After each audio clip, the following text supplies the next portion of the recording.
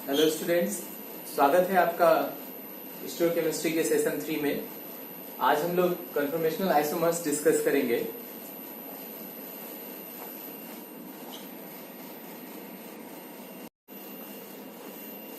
ये मैंने कुछ डेफिनेशंस लिख रखे हैं यहाँ पर, आप देखें।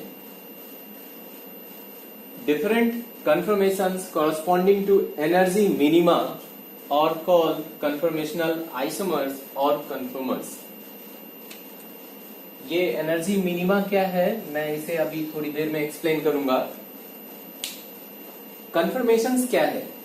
Different arrangements of atoms that can be converted into one another by rotation about single bonds are called conformations. Basically यहां पर हम लोग कार्बन कार्बन सिंगल बॉन्ड की बात करते हैं।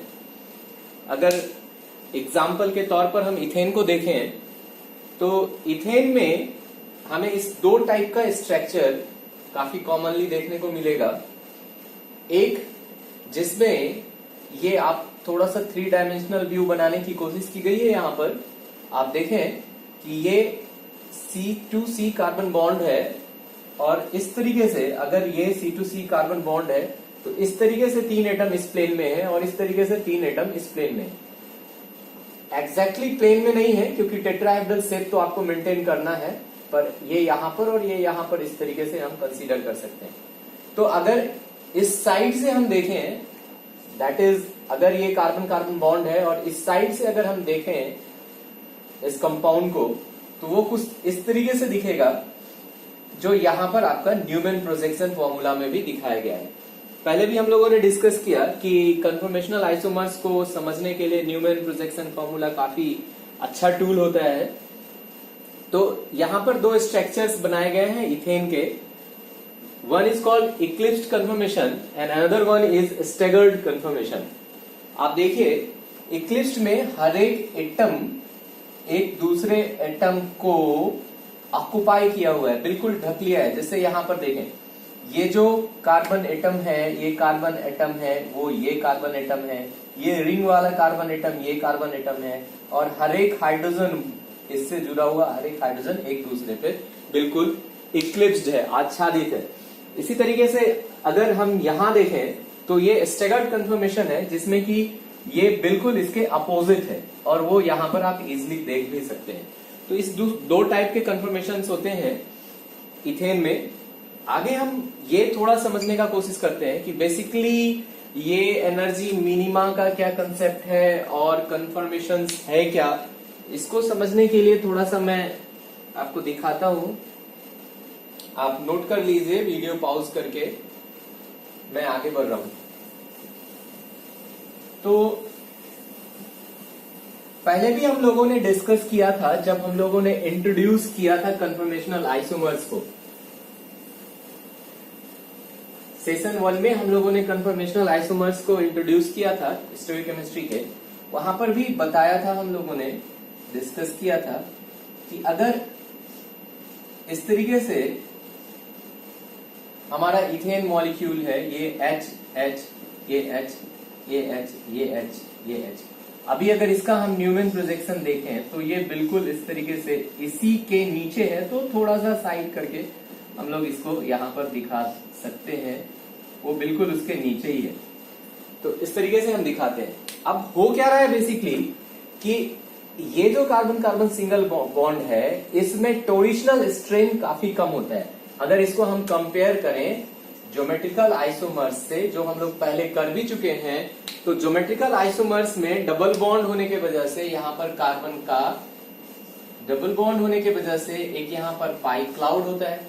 जब इसे हम ट्विस्ट करना चाहते हैं, मतलब समझें ये AB ग्रुप है, ये CD ग्रुप है, तो अगर हम इसे ट्विस्ट करके BA करना चाहते हैं तो इससे इसमें कन्वर्ट होने के लिए एक सिग्निफिकेंट अमाउंट ऑफ एनर्जी की जरूरत होती है। ये हम लोगों ने पहले ज्योमेट्रिकल आइसोमर्स में पढ़ लिया है। लेकिन यहां पर क्या है, अगर इससे कंपेयर करें तो इस कार्बन कार्बन सिंगल बॉन्ड को रोटेट करने के लिए उतना ज्यादा सिग्निफिकेंट अमाउंट ऑफ एनर्जी की जरूरत नहीं होती है। सपोज करें ये इसी तरीके से है और ये थोड़ा सा रोटेट होकर इस तरीके से आ गया, फर्दर ये थोड़ा रोटेट होकर इस तरीके से चला गया, ये थोड़ा रोटेट होकर इस तरीके से आ गया। तो इस तरीके से इनफाइनाइट नंबर ऑफ कन्फर्मर्स यहाँ पर क्रिएट हो सकते हैं। तो इसे हम इस तरीके से यहाँ न्यूमैन प्रोजेक्शन में आसानी से समझ सकते हैं। पहला जो है वो बिल्कुल उसी पर है, दूसरा थोड़ा सा रोटेट होता है तो ये अंदर वाला कार्बन का बॉन्ड कुछ यहां पर आ जाता है। तो ये जो रोटेशन है थीटा से, इस रोटेशन को हम लोग डायहेड्रल एंगल कहते हैं, डायहेड्रल एंगल। अब चूंकि कार्बन कार्बन सिंगल बॉन्ड का रोटेशन इतना हिंडर्ड नहीं होता है जितना कि कार्बन कार्बन डबल बॉन्ड का, इसलिए ये कंटिन्यूअस रोटेशन होता ही रहता है, कंटिन्यूअस रूम टेम्परेचर पर। कुछ डिफरेंट एग्जांपल्स हम लोग आगे देखेंगे जिसमें रूम टेम्परेचर पे कन्वर्जन नहीं होता है, वो और भी डिफरेंट पैरामीटर्स पे डिपेंड करते हैं। लेकिन अभी फिलहाल हम लोग ये देखें, इथेन का एग्जांपल अगर देखें तो इसमें हमें पता चलेगा कि ये रूम टेम्परेचर पे इंटर कन्वर्ट होता रहता है, तो ये घूमता रहता है। इस तरीके से इसमें इनफाइनाइट नंबर ऑफ स्ट्रक्चर्स आ सकते हैं, तो इनफाइनाइट नंबर ऑफ कन्फर्मर्स आ सकते हैं।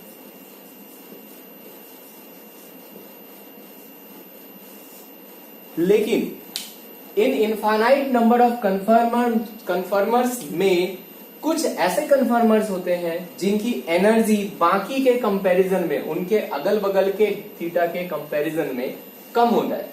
अगर हम बात करें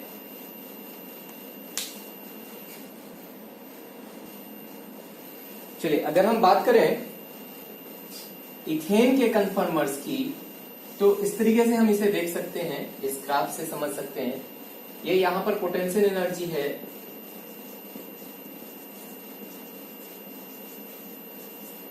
और यहां पर रोटेशन है। अगर हम एक स्टैगर्ड से रोटेट करना शुरू करते हैं, ये बिल्कुल अपोजिट है अभी एक दूसरे से, तो ऐसा समझते हैं कि ये थीटा जो डायहेड्रल एंगल है, this is almost 180 degree, exactly 180 degree में भी 180 डिग्री। तो इस थीटा को अगर हम चेंज करना चाहें तो डिफरेंट एंगल होता हुआ हमें थीटा इक्वल्स टू 0 पे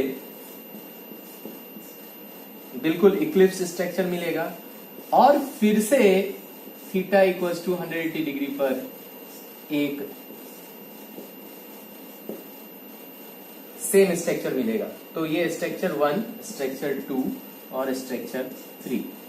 ऑब्वियसली आप समझ रहे हैं कि यहां पर इसी बॉन्ड के नीचे दूसरा बॉन्ड है, इसी बॉन्ड के नीचे दूसरा बॉन्ड है, इसी बॉन्ड के नीचे दूसरा बॉन्ड है। ये दो स्टैगर्ड के बीच में एक इक्लिप्स्ड, ये फिर से स्टैगर्ड। इनफैक्ट ये दोनों सेम ही स्ट्रक्चर है, दोनों स्टैगर्ड सेम ही है। मैं यहाँ एनर्जी बैरियर दिखाने की कोशिश कर रहा हूं।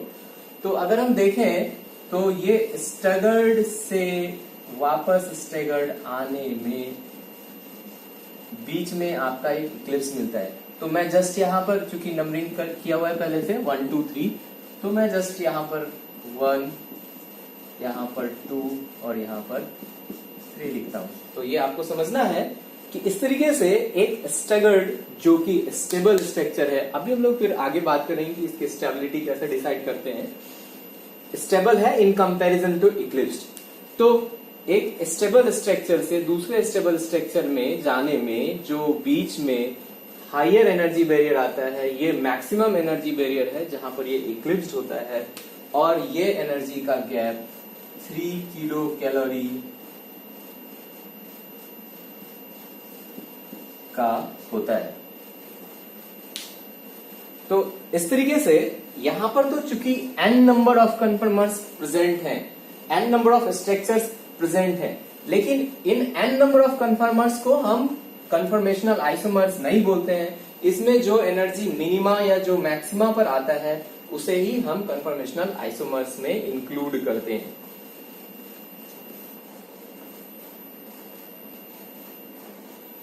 अभी हम लोग डिस्कस कर रहे हैं, ये कन्फर्मेशनल आइसोमर्स ऑफ इथेन है। अभी हम लोग इथेन के कन्फर्मेशनल आइसोमर्स के बारे में डिस्कस कर रहे हैं। तो इसमें दो कन्फर्मेशनल आइसोमर्स हैं हमारे पास, एक स्टेगर्ड फॉर्म और एक इक्लिप्स्ड फॉर्म। इनके बारे में हम लोगों ने अभी देखा। Now we are going to do conformational analysis of butane. Butane के जितने कन्फर्मर्स हैं उनके बारे में हम पढ़ेंगे। तो अगर हम ब्यूटेन के C2 और C3 बॉन्ड के कन्फर्मर्स के बारे में पढ़ें, ब्यूटेन का स्ट्रक्चर आपको पता है, ब्यूटेन इस तरीके से है। तो ये CH3 है, यहाँ H और H है, यहाँ H और H है और यहाँ CH3 है। तो अगर इस कार्बन कार्बन सिंगल बॉन्ड जो C2 और C3 है, इसके कन्फर्मर्स के बारे में पढ़ें तो इस तरीके से हमें 6 कन्फर्मर्स मिलते हैं या 6 कन्फर्मेशनल आइसोमर्स मिलते हैं। फर्स्ट वेरी नोन जो हम लोगों ने इथेन में भी देखा था, ये इक्लिप्स्ड है। इक्लिप्स्ड में हर एक CH3 को बिल्कुल इक्लिप्स किए हुए है, सामने सामने है, H के सामने है और ये H के सामने है। अब तो इस तरीके से देखें तो इसका जो थीटा है, इसका यहाँ पर एनर्जी डायग्राम भी बनाया गया है। तो यहां से आप देखेंगे, इस थीटा को मैं एक्सप्लेन करता जाता हूं ताकि ये एनर्जी डायग्राम भी आपको साथ में ही क्लियर हो जाए। तो यहां पर देखें कि इसके बीच जो डायहेड्रल एंगल थीटा है ये 0 है। अगर इस एंगल को हम 60 डिग्री से रोटेट करते हैं, अगर 60 डिग्री से ये फ्रंट कार्बन को हम रोटेट करते हैं तो देखिए जो बैक कार्बन है वो वहीं रह गया, जो फ्रंट कार्बन है वो CH3 यहां आ गया आपका, ये 60 डिग्री के एंगल पे आ गया। तो ये जो सेकेंड स्ट्रक्चर बना ये गाउच कन्फर्मेशन कहलाता है। ये गाउच हम लोगों ने वहां पर इथेन में नहीं देखा था, ये ब्यूटेन में है। आगे हम लोग देखें, अगर फिर इसे हम लोग फर्दर 60 डिग्री से रोटेट करें तो ये CH3 बॉन्ड रोटेट होकर यहां आएगा, एग्जैक्टली इस बॉन्ड पर ही आएगा, लेकिन इस CH3 के पास ये H जाएगा और ये CH3 इस H के पास आएगा। तो ये इक्लिप्स्ड ही स्ट्रक्चर है, लेकिन CH3 के ऊपर H है और यहाँ भी CH3 के ऊपर H है, तो इसलिए इसे हम पार्शियली इक्लिप्स्ड कहते हैं। यहाँ पर कंप्लीटली इक्लिप्स्ड कन्फर्मेशन था जिसे हम लोग इक्लिप्स्ड कन्फर्मेशन बोले, लेकिन यहाँ पर चूंकि CH3 और H का मॉलिक्यूलर साइज डिफरेंट है इसलिए इसे हम पार्शियली इक्लिप्स्ड कहेंगे। फर्दर फिर हम लोग 60 डिग्री से अगर रोटेट करते हैं तो ये बिल्कुल CH3 अपोजिट में चला आता है और इसे हम लोग एंटी कन्फर्मेशन कहते हैं। फर्दर 60 डिग्री से रोटेट करने पर ये CH3 यहां आता है। इस तरीके से अगर हम देखें यहां पर तो ये इस गाउच कन्फर्मेशन के जैसा ही कुछ है, सॉरी ये थर्ड कन्फर्मेशन पार्शियली इक्लिप्स्ड के जैसा ही कुछ है।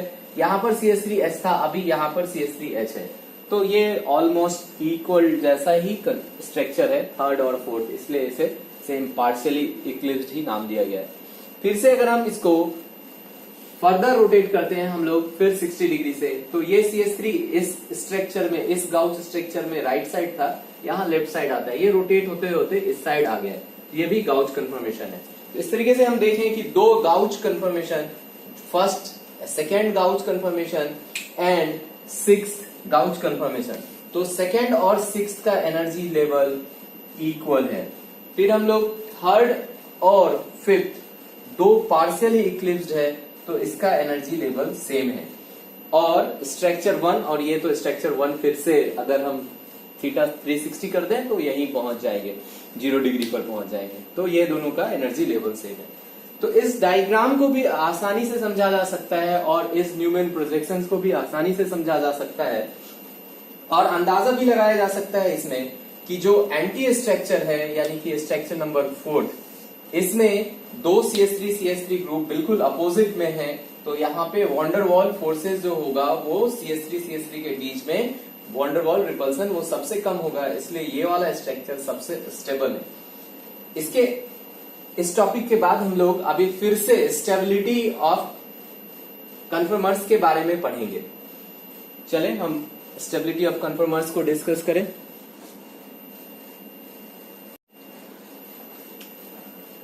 Factors affecting stability of conformers.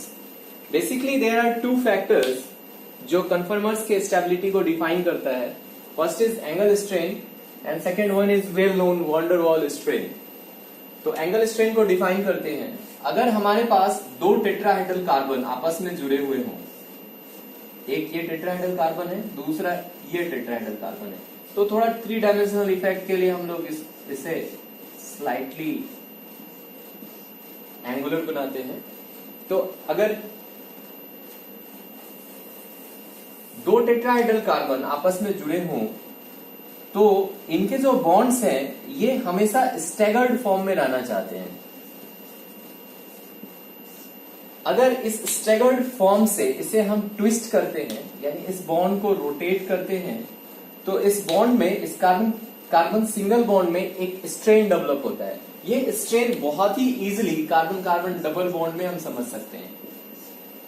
अगर इसे हम रोटेट करते हैं तो ये दोनों इलेक्ट्रॉन क्लाउड आपस में ओवरलैप होता है, जो फिर वापस खुलना चाहता है, बिल्कुल इस तरीके से, एक इस रबर स्ट्रिंग टाइप, इस तरीके से स्ट्रिंग। इसी तरीके से अगर इसे हम ट्विस्ट करते हैं तो इसमें भी एक नेचुरल स्ट्रेन होता है, जो इसके कंपैरिजन में तो कम ही होता है।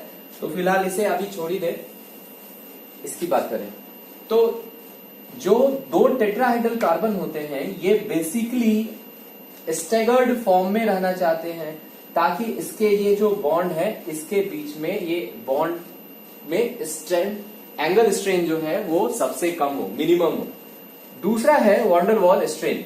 वंडरवॉल रिपल्सन हम लोग पहले देख चुके हैं कि अगर दो एटम है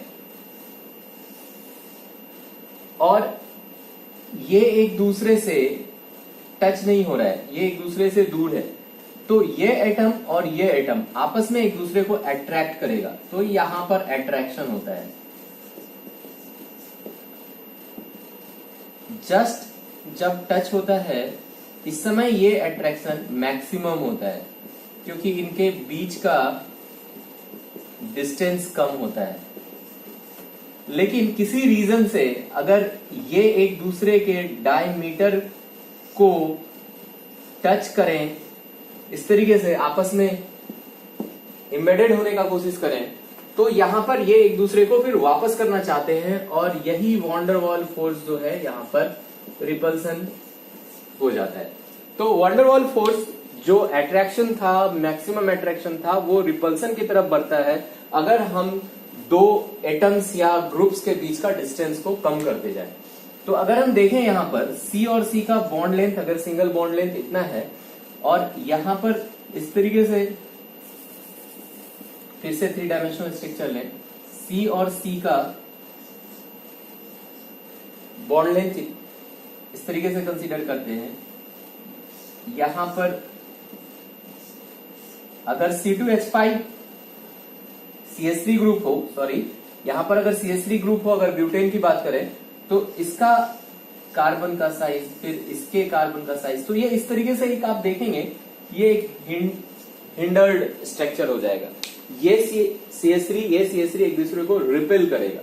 तो इस वजह से जो ये कंप्लीटली इक्लिप्स स्ट्रक्चर होता है, जहां पे CH3 एक दूसरे को कवर कर लेता है, उस स्ट्रक्चर में रिपल्सन मैक्सिमम होता है,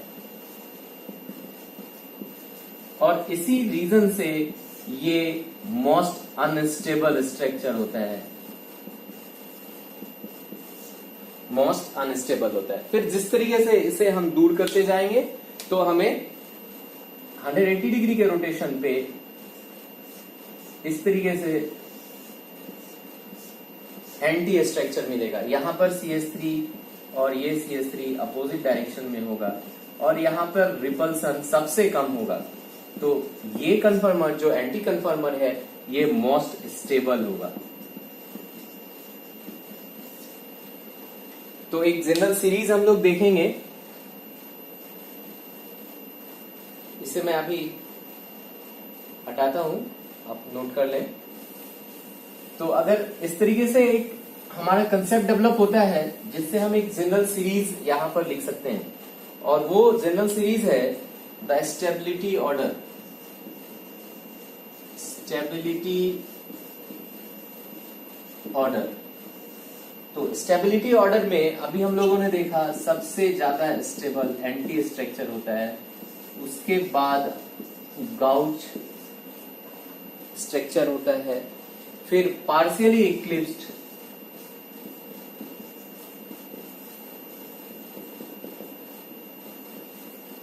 और list stable is fully eclipsed.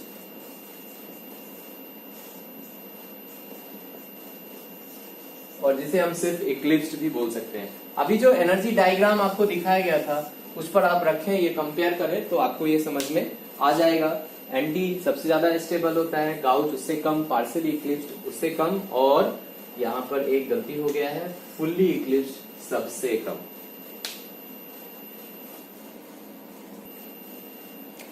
यहाँ पर एक एक्सेप्शन भी आता है, और वो एक्सेप्शन ये है कि अगर इंट्रामोलिकुलर हाइड्रोजन बॉन्ड बनने का चांस हो तो अभी हम सपोज करते हैं हमारे पास इस तरीके से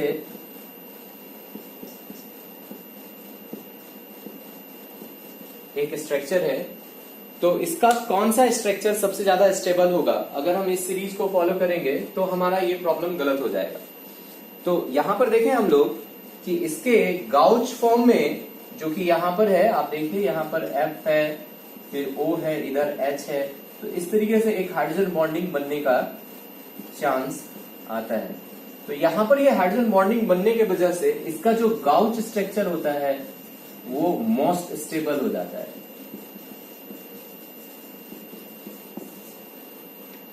तो इस समय ये सीरीज थोड़ा चेंज हो जाएगा, ये गाउच स्ट्रक्चर सबसे ज्यादा स्टेबल हो जाएगा। तो अभी सीरीज हो जाएगा हमारा gauche will be most stable, then anti, then partially eclipsed,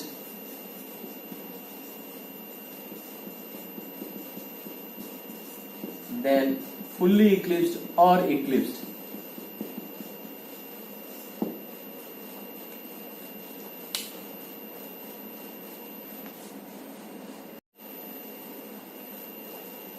Now we will see conformational analysis of cyclohexane. Cyclohexane आपको पता है ये है 1 2 3 4 4 5 and 6, और हर एक कार्बन पे 2 हाइड्रोजन जुड़ा हुआ है। ये बनाना जरूरी नहीं है, यहाँ पर अगर ऐसे भी बनाएं तो हाइड्रोजन अंडरस्टूड। ओके, सो साइक्लोहेक्सेन्स के 2 कन्फर्मेशनल आइसोमर्स नोन हैं, one is your chair form, another one is boat form. इसके अलावा बीच में और जैसे कि बाकी कन्फर्मेशनल आइसोमर्स में ट्विस्टिंग से इनफाइनाइट नंबर ऑफ आइसोमर्स बनते हैं, यहाँ पर भी इनफाइनाइट नंबर ऑफ आइसोमर्स बन सकते हैं। ये वाला बॉन्ड ट्विस्ट करे आपस में तो बन सकते हैं, और बनते भी हैं, जैसे कि twisted boat, half boat and half chair, chair like this. तो यहाँ पर दो फॉर्म है मेजर, उसे हम लोग डिस्कस करेंगे। First is chair form. Chair form में इसका जो ये 6 कार्बन्स हैं, ये पूरा का पूरा प्लेनर ना होकर ये थोड़ा प्लेन से स्लिप आउट होता है, और इस तरीके से इसमें हम देख सकते हैं यहाँ पर कि ये एक चेयर के फॉर्म में होता है। अगर इसका हम न्यूमैन प्रोजेक्शन करें तो ये सेंटर 5 है और ये सेंटर 3 है। आप इसे समझें, ये फर्स्ट है, फर्स्ट कार्बन है, ये सेकेंड कार्बन, ये फर्स्ट कार्बन है, सेकेंड कार्बन इसके पीछे है, इसलिए इसे सर्कल पे लिखा गया है। ये थर्ड कार्बन यहाँ सेंटर सामने का कार्बन है, फोर्थ कार्बन ये सामने का कार्बन है, फिफ्थ कार्बन ये सामने का कार्बन है, और सिक्स्थ कार्बन इसके पीछे चला गया है। तो न्यूमैन प्रोजेक्शन में इसे देखा जा सकता है। तो ये चेयर फॉर्मेशन है। तो अगर चेयर फॉर्म का न्यूमैन प्रोजेक्शन देखा जाए तो हम पाएंगे कि इसमें जितने भी बॉन्ड्स हैं, जितने भी C5 C6 और C2 C3 पे जितने भी बॉन्ड्स हैं, ये ऑल स्टैगर्ड है, ऑल स्टैगर्ड बॉन्ड्स हैं। जब हम लोग बोट फॉर्म पढ़ेंगे तो वहां पर ऑल इक्लिप्स्ड आएंगे, और सारे स्टैगर्ड और सारे इक्लिप्स्ड मतलब कि एक मोस्ट स्टेबल और एक मोस्ट अनस्टेबल के बीच में भी बहुत सारे स्ट्रक्चर्स होंगे और होंगे। तो अगर इस फॉर्म के बारे में और थोड़ा सा हम जानना चाहें तो इस फॉर्म में दो टाइप के एक्सिस होते हैं। एक एक्सियल बॉन्ड होते हैं, दो टाइप के बॉन्ड्स होते हैं, सॉरी, एक एक्सियल बॉन्ड है और दूसरा इक्वेटोरियल बॉन्ड है। तो यहाँ पर डायग्राम बिल्कुल क्लियर बनाया हुआ है, ये एक्सियल बॉन्ड को दिखाता है, जितने भी एक्सियल पोजीशन पे CH है, और ये इक्वेटोरियल पोजीशन पे CH है। हर एक कार्बन के पास एक एक्सियल और एक इक्वेटोरियल, एक एक्सियल और एक इक्वेटोरियल हाइड्रोजन्स होंगे या बॉन्ड्स होंगे। इसी तरीके से हम आगे देख सकते हैं। अब हम बोट फॉर्म के बारे में डिस्कस करें तो ये डायग्राम बनाया है हमने बोट फॉर्म एनालिसिस के लिए। तो ये एक स्ट्रक्चर है जिसमें इस तरीके से आपका स्ट्रक्चर आ रहा है। तो ये देखिए क्लियर एक बोट फॉर्म में दिख रहा है। इस बोट फॉर्म में अगर हम बात करें तो इसकी जब न्यूमैन प्रोजेक्शन हम कन्वर्ट करते हैं, न्यूमैन प्रोजेक्शन इसे बनाते हैं, तो यहाँ पर दिख रहा है कि हर एक जगह पर हमें स्टैगर्ड स्ट्रक्चर दिख रहा है। स्ट्रक्चर जो है वो अगर इस कार्बन नंबर को 1 दें तो यहाँ पीछे वाला 2 होगा, आगे 3, फिर ये 4, फिर आगे 5 और पीछे 6। इस तरीके से 6 कार्बन है। तो ये हमारा, इसमें हर एक बॉन्ड जो है वो एक दूसरे को इक्लिप्स किया हुआ है। तो चेयर फॉर्म बनाते समय भी मैंने बताया था कि चेयर फॉर्म जो है वहां पर सभी ऑल स्टेगर्ड बॉन्ड थे और बोट फॉर्म में ऑल इक्लिप्स बॉन्ड है। तो chair form will be most stable, boat form will be most unstable. और अगर इसमें एक्सियल और इक्वेटोरियल की बात करें तो इसमें 2 और हाइड्रोजन होते हैं। ये हाइड्रोजन जो यहाँ पर दिखाए गए हैं ये फ्लैग पोल हाइड्रोजन है। ये शायद छोटा फॉन्ट में हो इसलिए मैं धीरे धीरे बताता हूँ, आप नोट करते जाइए। ये H और ये H ये फ्लैग पोल हाइड्रोजन्स है। ये HE इक्वेटोरियल, ये HE इक्वेटोरियल, ये HE इक्वेटोरियल, ये HE इक्वेटोरियल, ये HE इक्वेटोरियल, यहाँ पर HE ये इक्वेटोरियल, और ये एक्सियल, ये एक्सियल, ये सॉरी इक्वेटोरियल ही है, ये एक्सियल और ये एक्सियल। तो यहाँ पर जिस तरीके से इक्वेटोरियल और एक्सियल हम लोगों ने चेयर फॉर्म में देखा था वो यहाँ बोट फॉर्म में भी देखा है।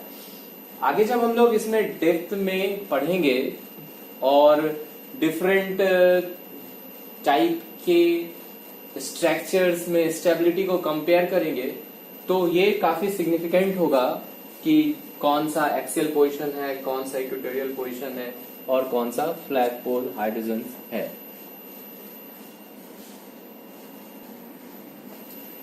आगे ये सारा चीज हम लोग जब इसका प्रॉब्लम डिस्कस करेंगे उस समय सीखेंगे, और उस समय मैं आपको बताऊंगा कि इक्वेटोरियल और एक्सियल के बीच में डिस्टेंस किस में मैक्सिमम होता है, किस में मिनिमम होता है, कहां पर कौन सा स्ट्रक्चर स्टेबल हो सकता है, कौन सा स्ट्रक्चर अनस्टेबल हो सकता है। तो थ्योरेटिकल पार्ट के लिए स्टीरियोकेमिस्ट्री में बस इतना ही।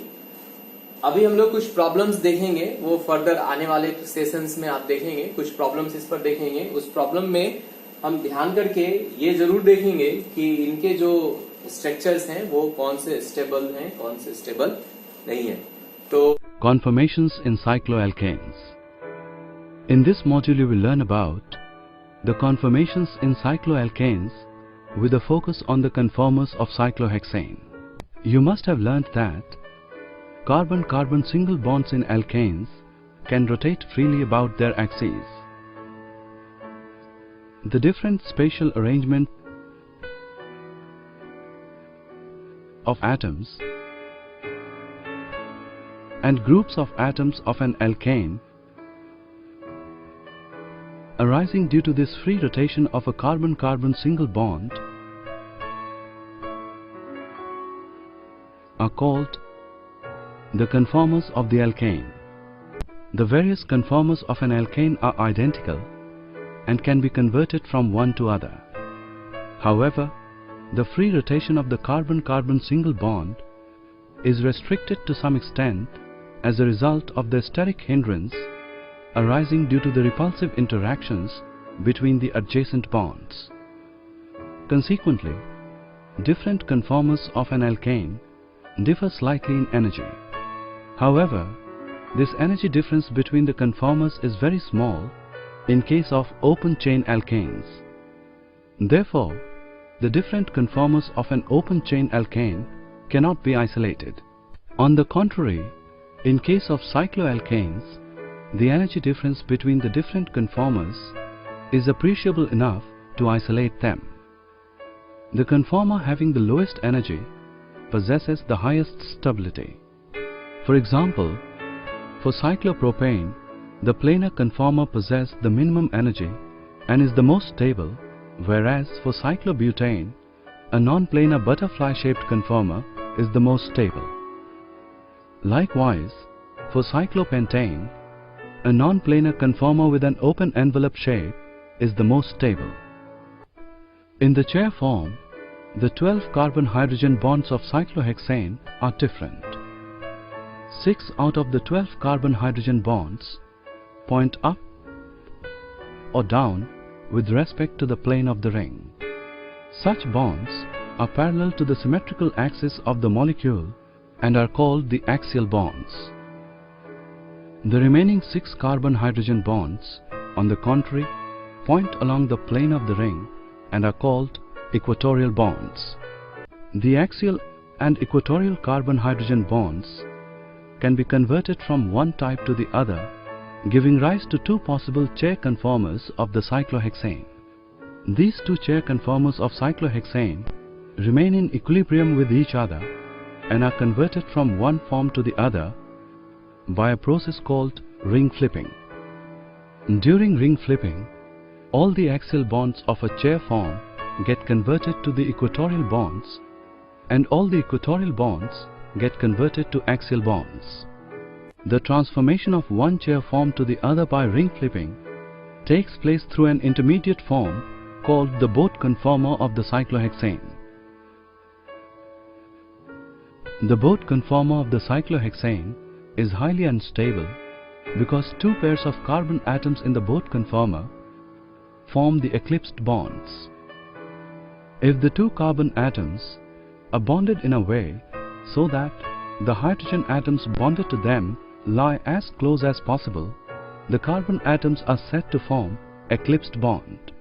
The eclipsed bonds result in the higher energy and therefore lower stability of the conformer.